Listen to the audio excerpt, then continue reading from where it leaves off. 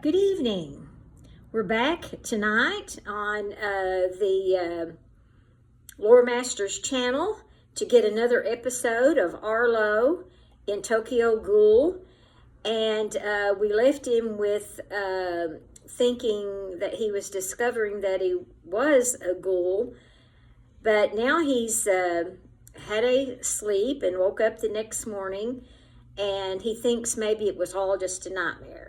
So we're going to pick up, and I'm going to set the setting. He went to his father's house, and it's quiet. So let me just kind of set the tone for you. Arlo's father's house is a modest and quiet home with cozy lived-in furniture. Sunlight streams through the kitchen window, illuminating the countertop cluttered with cereal boxes, bread, and jars of peanut butter. The sound of distant birds chirping outside mixes with the soft hum of the fridge. Arlo, wearing a loose t-shirt and shorts, walks in groggily, rubbing his eyes. He yawns loudly, his hair a mess from sleep. Man, too quiet in here. Should have left the TV on or something.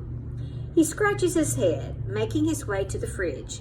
He pulls it open, letting the cool air hit his face as he looks around. His eyes scan the shelves lazily.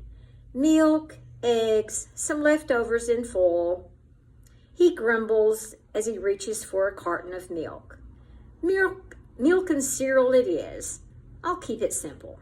He shuts the fridge with his hip and heads for the cabinet, pulling out a box of his favorite cereal. The bright, colorful mascots on the box smile back at him. Breakfast of champions, baby, as he looks at the cereal box. He grabs a bowl, pours the cereal, then opens the milk carton. The milk glugs out, spilling into the bowl in little waves. He grabs a spoon, sits at the table and sighs, eyes half closed. For a moment, everything feels normal, peaceful. Finally, some peace and quiet, he grumbles to himself. He pops the spoon into his mouth, crunching down. He pauses. His face twists almost instantly. His eyes snap wide open. Yuck, he says, full of disgust. He pulls the spoon out of his mouth, staring at it like it just betrayed him. His eyes dart to the bowl, then to the milk carton, scanning for an expiration date. He checks it twice. It's not spoiled. What the heck? He hesitates, eyes narrowing at the cereal like it's some kind of enemy. Slowly, reluctantly, he takes another bite, this time chewing slower. His face grimaces. He looks in revulsion. Black! Ugh! Gross! He spits it out into a napkin, tongue sticking out as if he just tasted the worst thing in existence. His eyes dart to the cereal box. Angrily, he points at the box like it betrayed him. Don't tell me they changed the flavor. No way. They wouldn't do that to me. He pushes the bowl away, disgusted, and grabs a slice of bread from the counter. Rip, rip, rip. He shoves it into his mouth, but halfway through chewing, his eyes widen with the familiar horror. No! No, no, no, no! He spits it out, coughing like he just ate sandpaper. He stares at the bread crumbs in his hand, like they might suddenly turn into bugs. Panicking, his eyes dart around the kitchen. Okay, I'm not losing it. I'm not losing it. Something else. I just need something else. He bolts to the fridge, throwing it open with way too much force. His breathing is fast now, frantic. He pulls out a leftover container of pasta, fumbling with the lid. His hands are shaking as he scoops out a handful of cold pasta like a man desperate for survival. He eats. He chews. Face looks blank at first, then, no, nope. He spins around, rushing to the sink and spits everything out, gagging. His heart is pounding now. His palms grip the edge of the counter, head hanging low, chest heaving. His body feels heavy. His arms tremble. He whispers, voice weak and cracking. What's wrong with me? He glances at the water faucet.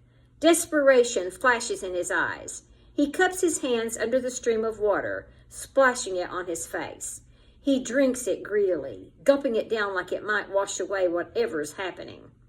But even the water tastes wrong. His face twists into a snarl. What is this? Yuck! He backs away from the sink, eyes wild, chest heaving. His hands are on his head, fingers gripping his hair like he's about to pull it out. He stumbles backward, knocking over a chair. It clatters to the floor with a loud crash. Arlo shakes his head, eyes darting around the room, frantic. No, not me, not me. I'm fine. It's just a bad taste, that's all. It's nothing. He turns to look at his reflection in the microwave door. His face is distorted by the curved glass, his eyes barely visible.